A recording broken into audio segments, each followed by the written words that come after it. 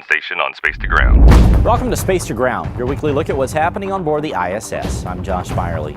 The station crew began the deployment this week of a series of CubeSats.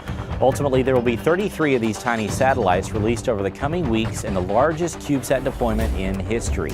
These first few will take a look at the planet below and offer lower cost, more efficient Earth imaging for scientists and educators. These CubeSats are managed by NanoRacks and were delivered aboard Cygnus. And speaking of Cygnus, NASA Television and NASA.gov will provide live coverage as the vehicle departs the station on Tuesday. Coverage begins at 6 a.m. Eastern, with the release of the spacecraft taking place at 6:40. Cygnus will be sent into a destructive re-entry the next day a little after 8 a.m. Eastern. The view of the Winter Olympics in Sochi may be great from your couch, but the best view of the Olympic Park may just come from the ISS. In this nighttime shot, you can clearly see Fish Stadium and even the Olympic Cauldron. The crew has been downlinking a number of photos of Sochi, so make sure you check them out on Twitter. In Station Science, the crew had a busy week working on the Spheres Rings experiment. This is a different version of Spheres than we've shown you before.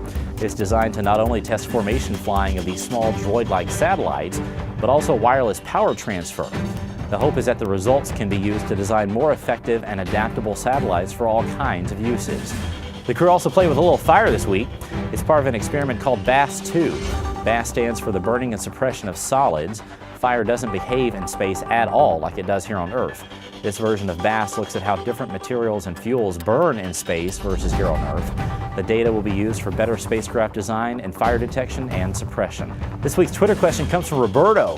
He asked if there are any apps that can be downloaded to be in sync with all the ISS and NASA news. Absolutely.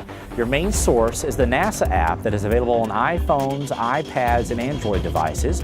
You can use that to learn more about the space station and even find out when to spot it in the sky.